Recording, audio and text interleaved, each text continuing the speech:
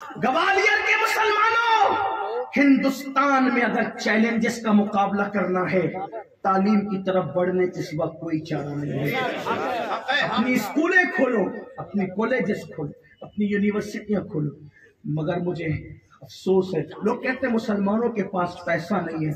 میں کہتا ہوں جتنا اللہ نے مسلمانوں کو دیا اتنا کسی کے پاس نہیں، اور دینے کا جذبہ جتنا مسلمانوں کے پاس ہے اتنا کسی کے پاس۔ لیکن تمہارے پیسے کہاں خرچہ ہو رہے؟ اگربتیوں پہ خرچے، لوبان پہ خرچہ ہو رہے۔ یہ اتنے بڑے بڑے موٹے موٹے یہ جو ہے یہ ہنسنے کی بات نہیں ہے۔ اس سے منانی میاں کے مرتبے میں کیا اضافہ کیا آپ نے؟ اس سے امین القادری کے مرتبے میں کیا اضافہ کیا آپ نے؟ یہ 1000 سے کم کا نہیں ہوگا۔ مسلمانوں کی محنت کی کمائی کو آدھے منٹ کے لیے یہ خرچہ کرتے جلسے والے۔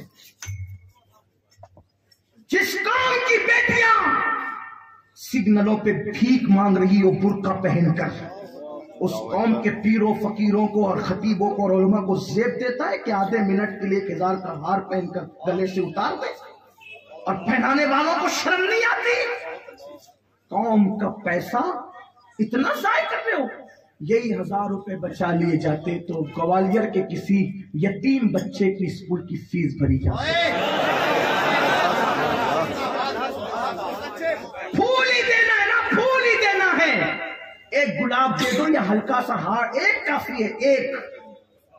میں اس کو آدھے گھنٹے تک تھوڑی پہن کے بیٹھوں گا، یا میاں صاحب تھوڑی پہن کے بیٹھ سکیں گے۔ کوئی شادی کرنے آئے یہاں جو گھنٹوں بیٹھیں گے پہن کر کے؟ جب پہننا ہی آدھا منٹ ہے۔ مجھے معاف کرنا گوالیر والوں، اندر سے دل جلا ہوا آدمی کبھی جو ہے وہ اس طرح کے پھولوں کو آپ کو کیا پتا ہے؟ میں اوپن کروں نا باتیں تو اپنی اور اپنی ہوٹ اور اپنی دانت ہے۔ تمہیں پتا ہے سب سے زیادہ پوری دنیا میں اگر کسی کی بیٹیاں لوجوں میں کرائے پہ دی جاتی ہے تو مسلمانوں کی بیٹیاں۔ تو شرم نہیں آتی؟ اور یہ کیوں ہو رہا ہے؟ غربت کی وجہ سے۔ یہ باتیں کہنے کی ہمت نہیں ہے، لوگ اس کا غلط مطلب لیتے ہیں۔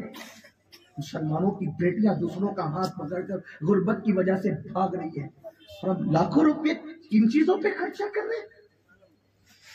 قیامت کے دن اللہ ہم سے نہیں پوچھے گا۔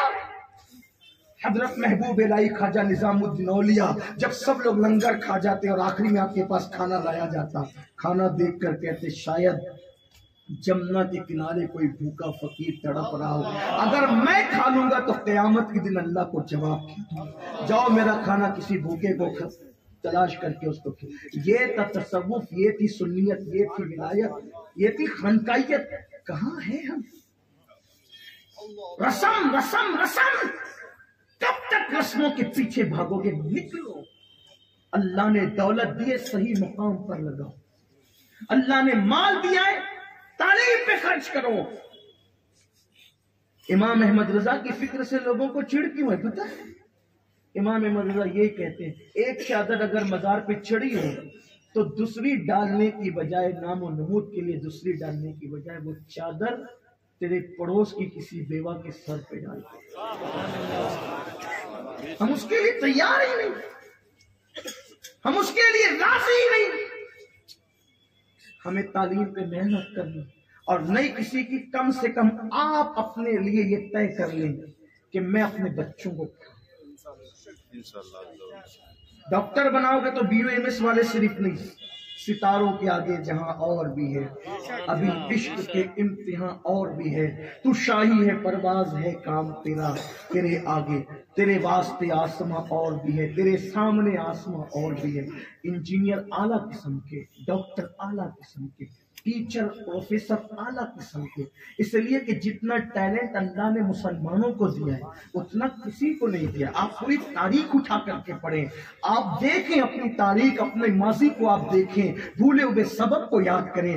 آپ موبائل پر گیم کھیلنے نہیں ہے میرے عزیز، تو यूट्यूब पर ज़िना के मनाजिर देखने के लिए नहीं है, अपनी रातों को ज़ाय करने के लिए नहीं है। अल्लाह ने तुझे बहुत बड़े मकसद के लिए पैदा किया है मेरे भाई। आ अपने मकसद को पहचान, आ अपनी जिंदगी के एम को पहचान, आ अपनी जवानी के मकसद को पहचान, ताकि तुझे पता चले तुझे करना क्या है। तो बात में जो समेट कर रहा था वो तवील हो रही है। तो अर्ज किया, हजरत शमसुद्दीन अल्तमश जब नमाज जनाजा पढ़ाने के लिए आगे बढ़े तो किसी ने उनका बाजू पकड़ के कहा, शमसुद्दीन पीर की वसीयत भूल गया, बादशाह तो तुझे छोड़ देंगे।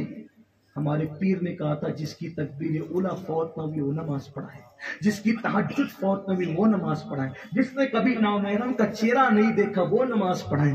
तो बताओ ये चीजें तुम्हारे अंदर है?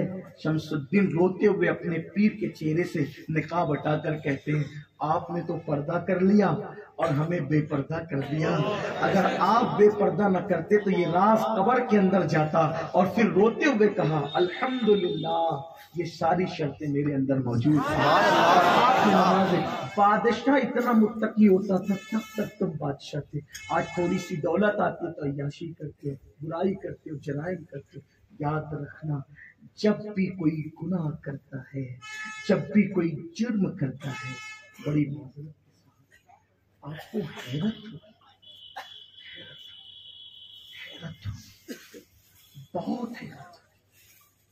अंबियाए किराम से सादिर होने वाली लग़्ज़िश पैगम्बराना को हम गुनाह और खता तो नहीं कहते, लेकिन इबरत के लिए तुम्हें बता दूं, ध्यान करो। दाऊद अलैहिस्सलाम, तवज्जो करो, दाऊद अलैहिस्सलाम जब अल्लाह का कलाम, अल्लाह की किताब पढ़ते थे ज़बूर, तो जंगल के दरिंदे सुनने खड़े हो जाते, उड़ते हुए परिंदे हवाओं में रुक जाते थे, उड़ते हुए परिंदे हवाओं में रुक जाते थे।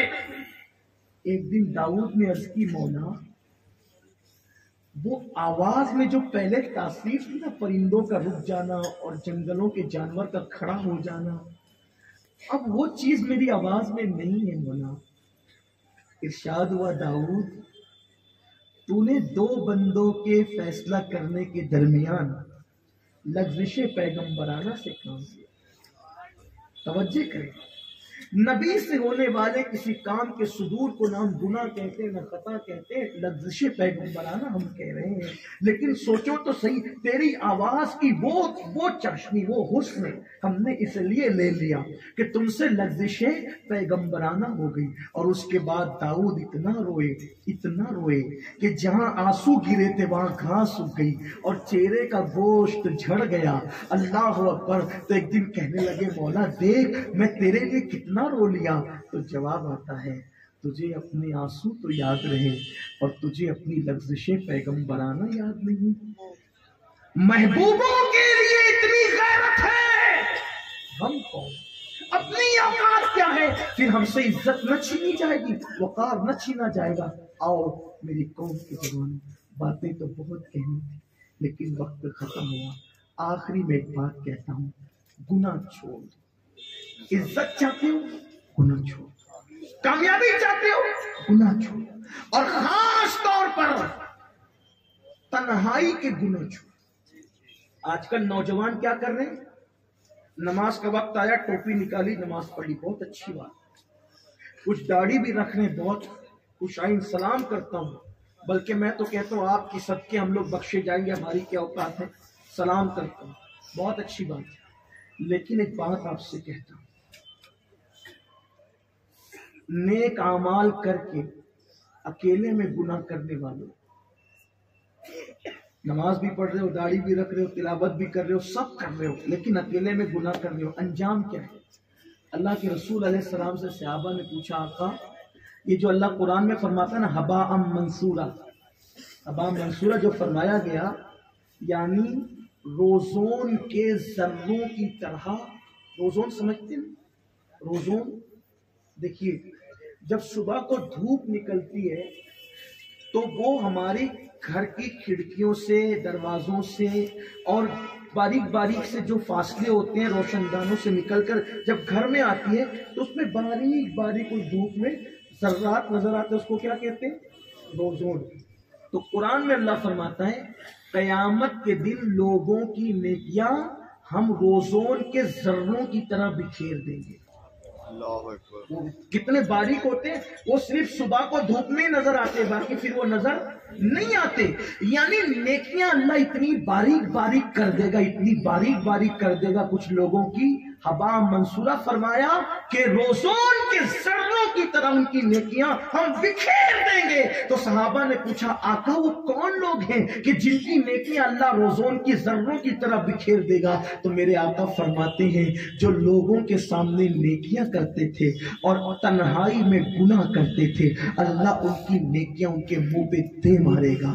اللہ ان کی نیکیوں کو روزون کے ذروں کی طرح بکھیر دے گا. اس لیے تنہائی میں گناہ سے بچو. یاد رکھنا, ایک حدیث پڑھتا ہوں, اگر تنہائی میں کبھی گناہ کا موقع آئے, یہ سوچ کر کہ میرا اللہ مجھے دیکھ رہا ہے. کیا میرا اللہ؟ الذین آمنوا وکانوا یتقون, ایمان کی بات ہو رہی تھی. وکانوا یتقون, وہ اللہ سے ڈرتے ہیں, پرہیزگار ہیں, وہ اللہ سے ڈرتے ہیں. جو اللہ سے ڈرے اللہ اس کے دل سے خوف نکال دے. بس جب تنہائی میں وقت آ جائے گناہ کا, یہ سوچو کہ اللہ دیکھ رہا ہے, اور ایک گناہ چھوڑ دو. ایک گناہ بھی اگر چھوڑ دیا نا, یہ سوچ کے کہ اللہ دیکھ رہا ہے, کسی نیکی پہ اتنا ثواب نہیں ملتا. حج پر بھی وہ ثواب نہیں ہے جتنا گناہ یہ سوچ کر چھوڑنا کہ اللہ دیکھ رہا ہے. کیونکہ حج پر نیکی ملتی ہے اور گناہ چھوڑنے پر اللہ کی دوستی.